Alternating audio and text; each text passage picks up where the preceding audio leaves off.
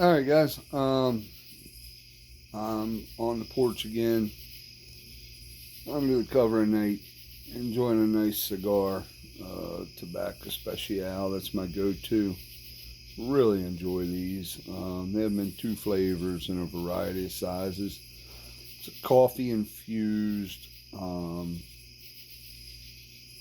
really smooth, very pleasant cigar.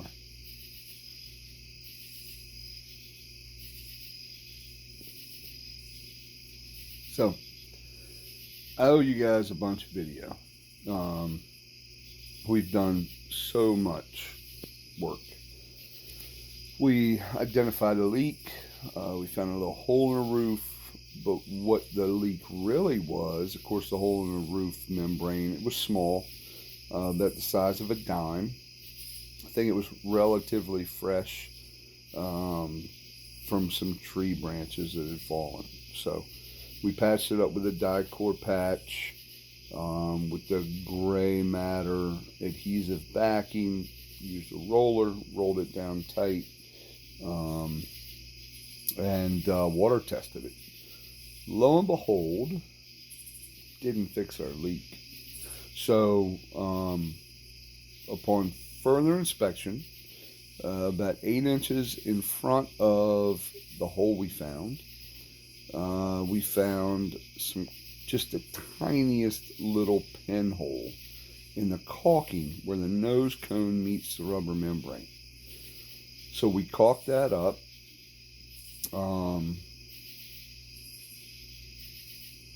I have the video that I've got to edit. I'm not good at just editing stuff. Got the videos on my phone. I'm working on it. I'm going to get it to you. We tore out the closet. We rebuilt it, wallpapered, new wallpaper, wallpapered our trim strips, and got everything ready to go. Got it put back together. The wallpaper is not a perfect match. The paneling was no longer available from Lippert or Heartland, but it's a pretty nice look. It doesn't look out of place at all.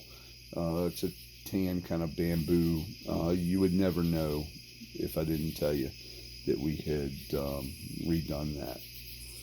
So, upon finding that little tiny pinhole, I went to Annapolis RV on Kent Island.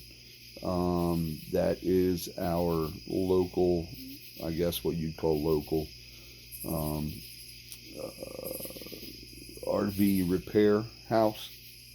I got the Dicor caulk, and we recaulked everything, water tested, and we seem to be good to go. Now, we recaulked the entire RV. I mean, every trim, every wall, everything on the exterior. Um, I'm afraid of water on the inside of these things, so we redid it all. So I've got those videos. Now, my buddy John, who we do a lot of traveling with, our next trip is with them. Well, we have a trip planned in 3 weeks to Bluefield, West Virginia. We're going to go ride the Hatfield, McCoy, and the Outlaw and Warrior Trails with some razors. Looking forward to it. I don't think I've looked forward to any camping trip as much as that one, but we may have, I think we have 2 trips between now and then. So we're going to be using our toy hauler in the next 3 weekends. We're going to go to Williamsport, Pennsylvania to see our son. He's at Lycoming College, and we're going to take it up there for that. And then my daughter has a soccer tournament in Northern Virginia, the WAGS tournament. So some of you know that my daughter plays extremely high level soccer, and when she made the team that she plays on now is kind of when we made the commitment to the toy hauler. We had been shopping for a long time, but we use it for her soccer traveling events. That was the big push that put us over to go buy it, right? So So anyway, John was traveling this weekend, and he was in Kentucky on I-64 East around Moorhead, and stopped into a rest area and did a walk around and found two bad tires. So he runs a TPS monitoring system. Never lost air in the tires, but it wasn't going to be but a few miles before he did. Don't know what's going on yet. He ate the inside shoulder off of both of his tires. Now, we both run 14 ply, G-rated tires, 110 PSI. They look like a tractor trailer tire, basically.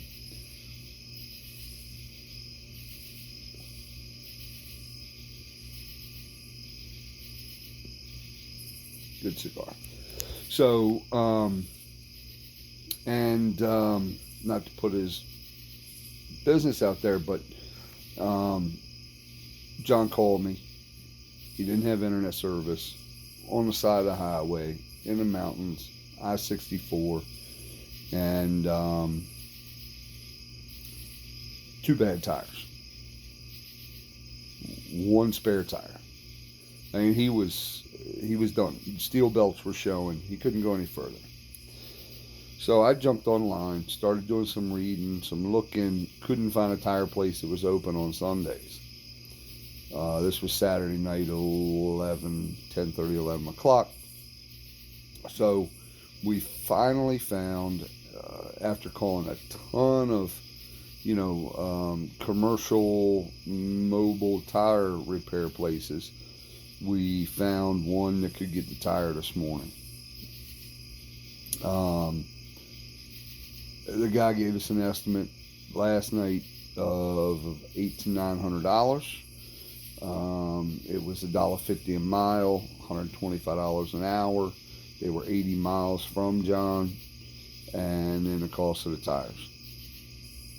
So this morning he hit me back up, and the tires were more than he was estimating when he gave me that estimate. Tires were $220 a piece. So we were somewhere in the neighborhood. He was figuring of about $11.50, we'll say. So I told him go. They went, got there with the tires. Those G-rated tires are 14 ply, very stiff, a very, very stiff, hard tire. They could not get the tire on the rim. So they had to take his wheels and tires,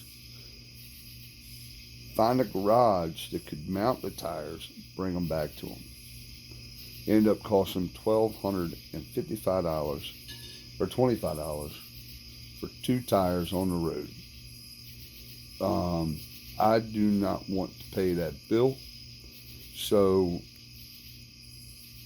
I'm going to be adding a second spare tire, which means I'm going to be modifying the spare tire rack.